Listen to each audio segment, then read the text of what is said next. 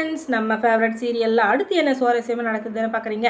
இந்த ராஜேஸ்வரி இருக்காங்க இல்லையா, அவங்க வந்துக்கிட்டு இப்போ விஜய் ஜெயிலில் பிடிச்சி போகிறதுக்கான எல்லா வேலையும் பார்த்துட்டாங்க. அந்த வேலைக்கான ஒரு வேலையை தான் செஞ்சுக்கிறாங்க. அப்படி என்ன வேலை அப்படின்னு சொல்லிட்டு பார்த்தீங்கன்னா, இந்த ராஜேஸ்வரி அந்த மெக்கானிக் இதுக்கு ஒரு பொம்பளை அமைச்சாங்க இல்லையா, அவங்க டூல்ஸ் பாக்ஸில் எப்படியும் மோதிரத்தை கண்டுபிடிச்சிட்டாங்க. அதனால் அவங்க சும்மா இருப்பாங்களா? அவங்க வந்துக்கிட்டு, என்ன சார் என்ன நடத்திட்டு இருக்கீங்க, நீங்கள் பண்ணுறதெல்லாம் உங்களுக்கே சரியாக இருக்கா, நீங்கள் பண்ண வேலைக்கு உங்களுக்கு எவ்வளோ பெரிய தண்டனை கிடைக்க போகுது உங்களுக்கு தெரியுமா? தெரிஞ்சாலும் தெரியலனாலும் நான் சொல்கிறத கேட்டுக்கோங்க. நீங்கள் பண்ணது எல்லாமே தப்பு தான். ஏன்னா இவ்வளோ நாளாக இந்த கேரேஜில் நான் காரை விட்டுட்டுருக்கேன். ஒரு முறை கூட இந்த மாதிரி நடந்ததில்லை. அந்த நம்பிக்கையில் தான் நான் இங்கே விட்டு போகலான்னு வந்தேன். ஆனால் நீங்கள் இப்படி ஒரு வேலையை பார்த்துருக்கீங்கன்னா அது எனக்கு ரொம்ப கஷ்டமாக இருக்குது. உங்களை நான் ஒரு வழி பண்ணாமல் விட மாட்டேன் அப்படின்னு சொல்லிட்டு அவங்க ஹஸ்பண்டுக்கு ஃபோன் பண்ணுறாரு. அவங்க போலீஸில் வேலை பார்க்கறதுனால அவங்க உடனே போலீஸ்க்கு சொல்லிடுறாங்க. அவங்க போலீஸ் ஃபோர்ஸோட விஜய் லம்பா தூக்கின்னு போயிடுறாங்க. அதுக்கப்புறம் என்ன, அவர் ஜெயிலில் 1 2 3 4 3 2 1 அப்படின்னு சொல்லிட்டு அங்கே கம்பி தான் எண்ணிருக்காரு.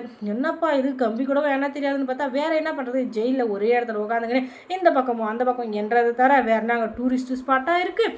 அங்கே உள்ள சுற்றி பார்த்துங்கிறதுக்கு இருக்கிறதே ஒன்று ரூமு. அதில் போய் என்ன பண்ணுறது, அந்த ரூமில் இவர் இருக்கிறதே பெரிய விஷயம். அதில் வேறு என்ன பண்ண முடியும். அதுக்கப்புறம் இந்த ராஜேஸ்வரி நக்கல் அடிக்கிறதுக்குன்னே கடை கார் எடுத்துன்னு அந்த வக்கீலை கூட்டு போகிறா. என்ன விஜய், உனக்கு நேர்மையாகவே பிழைக்க தெரியாதா? என்கிட்ட எப்படி ஏமாந்தியோ அதே மாதிரி எல்லாரும் ஏமாத்தலாம் அப்படின்னு சொல்லிட்டு தான் நீ யோசிச்சுட்டு இருப்பியா?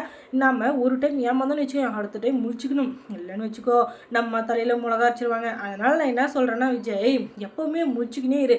தூங்கு மூஞ்சி மாதிரி தூங்கியே உழுந்துன்னு வச்சுக்கோ. யார் யார் உன் தலையில் மிளகா அரைக்கிறாங்க உனக்கே தெரியாது.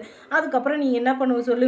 எப்போ பார்த்தாலும் தூங்கு மூஞ்சி வச்சுன்னு என்ன பண்ணுறது ஏது பண்ணுறதுன்னு தெரியாமல் எல்லாரையும் நம்பிட்டு இருந்தேன்னு வச்சுக்கோயேன். அதுக்கப்புறம் நான் மாங்காய் மடியான்னு உன் தலையில் எழுதி உன்னை ரோடாக சுற்ற விட்ருவாங்க. அது இப்போ நடந்து தான் இருக்குது, இல்லைன்னு சொல்ல.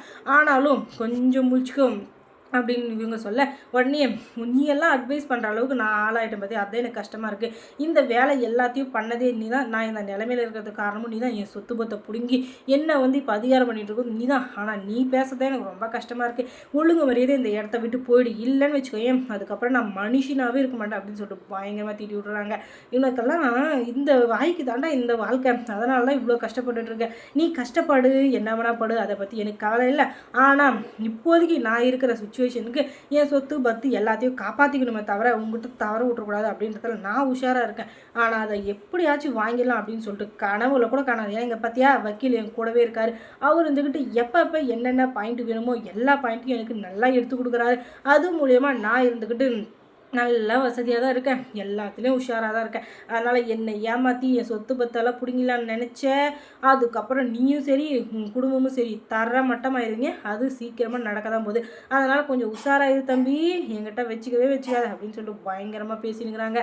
நீ இந்த மாதிரி கேடுகட்ட டைலாக்லாம் எவ்வளோ பேசி நான் கேட்டேன். நீ என்னை ஏமாத்தந்த விடவே எனக்கு பெரிய ஏமாற்றம். நான் அதுக்கெல்லாம் கவலையே பட மாட்டேன். ஆனால் நீ அடிக்கடி மறுபடியும் என்கிட்ட அசிங்கப்படுற பற்றியா, அதுதான் எனக்கு கஷ்டமாக இருக்குது. எப்படி அசிங்கப்படுறேன்னு உனக்கு கேட்குறேன் அப்படின்னு கேளு. இப்போ சொல்கிறேன், எப்படியோ நம்ம ஏமாற்றி ஜெயிச்சிட்டோம்.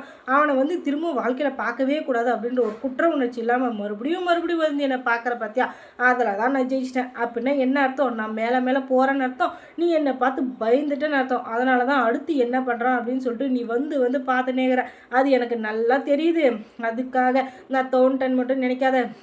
மரத்தை வெட்டுறாங்கன்னா அது உடனே தோண்டு விடாது. அது அடுத்து கிளையை பிடிச்சி அடுத்த வேரை பிடிச்சி துளிர் விட்டு மேலே வர்றதுக்கு தான் பார்க்குமே தவிர அந்த மரம் என்னைக்கும் சாயாது. அப்படிப்பட்ட ஆலமரண்டி நான்.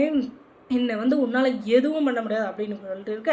உடனே நீ ஜென்மதும் இங்கே தான் இருக்கணும். நீ என்ன தான் வாய்ச்சவடால் அடித்தாலும் கண்டிப்பாக நீ வெளியே வர முடியாது.